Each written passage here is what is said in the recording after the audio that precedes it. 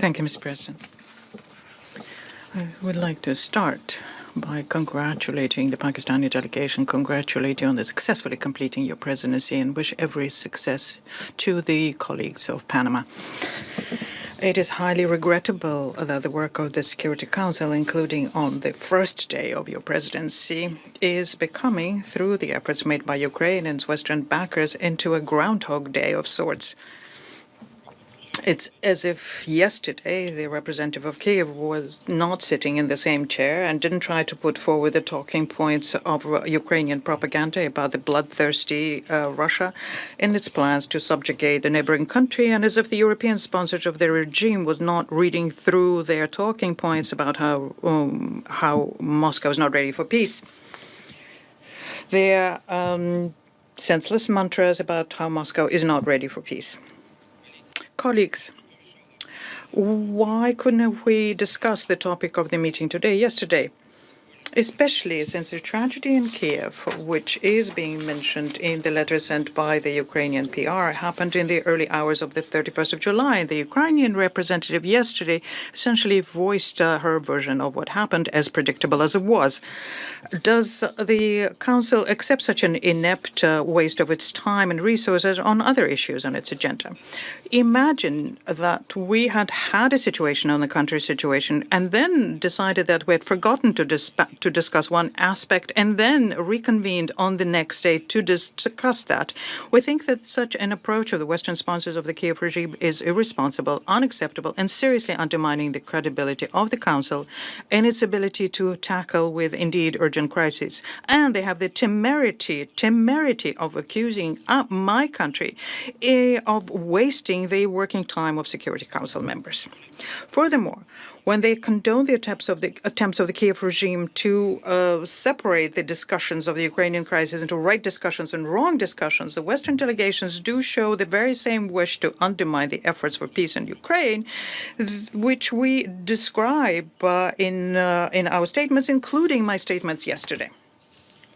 Mr. President, if we go back to the formal reason for the convening of the meeting today, well, in the early hours of the 31st of July, the armed forces of Russia, pursuing the goal of demilitarizing Ukraine, did indeed deliver a group strike using a long-range, high-precision weapons and UAVs on military-industrial facilities of Ukraine, including a military airfield, ammunition depots, stocks of missiles, and UAV components.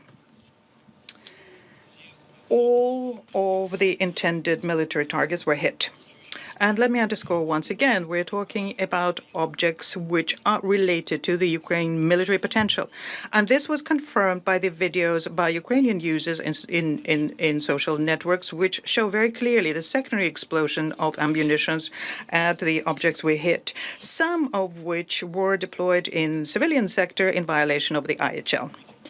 On the other hand, our armed forces, as was the case before, were acting in strict compliance with international humanitarian law and were not targeting civilian objects. When it comes to striking the residential building in Kyiv and the deaths of civilians, well, the military experts who analyzed the videos which exist concurred on the only reason for the tragedy, as was the case previously as well. The reason is the criminal deployment of the Ukrainian air defense in dense urban areas and the unskilled way of guiding them. During this special military operation, we have received numerous confirmation of the fact that Ukrainian air defense missiles are the main danger for the civilians of this country, and the Ukrainians know that very much, and they openly comment on this. If the armed forces of Ukraine did comply with the IHL, then we would have been able to avoid such tragedies. And the civilian population of Ukraine is not suffering from direct Russian strikes. But the expired princeling in Kyiv is not interested in easing the plight and suffering of his civilians, but rather in presenting such situations provoked by him into present them as intentional Russian strikes. His only goal here is to save his own hide and convince his sponsors to continue financial and military support to his agonizing dictatorial and corrupt regime. The abuse of the Security Council meetings so as to shift the responsibility for the death of his own citizens is a favorite trick of Ukrainian state propaganda. It is not a coincidence, and many have noted that the most high-impact tragedies miraculously coincide with the eve or the time of the visit of the Kyiv clique abroad, when he needs to get the pity from yet another country or cage another tranche of military or financial assistance. What's left outside here is the fact that the Ukrainians themselves launch several hundreds of UAVs against our country daily, intentionally trying to strike civilian objects in their futile attempts to sow panic and undermine the stability of my country. Last week alone, as a result of that, 155 civilians were injured, two-thirds of them because of drone strikes. The highest number of victims were in Belgorod, Kherson, Zaporozhye Oblast, and the Krasnodar region.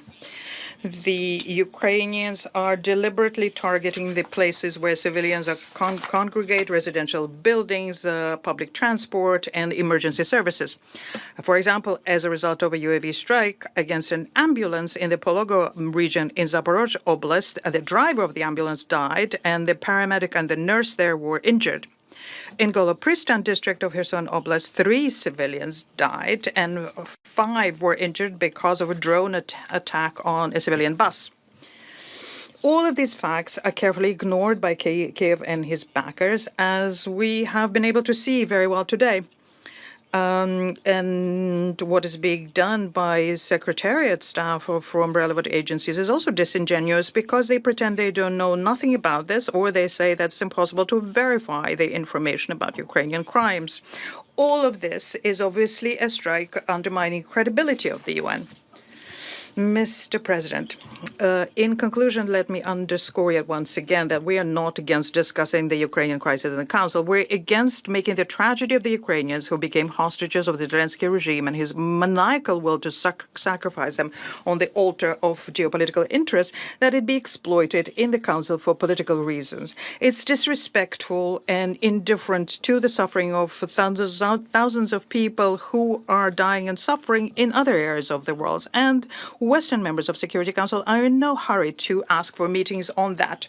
I'd like to believe that reasonable Security Council and international community members with good sense will support us in this.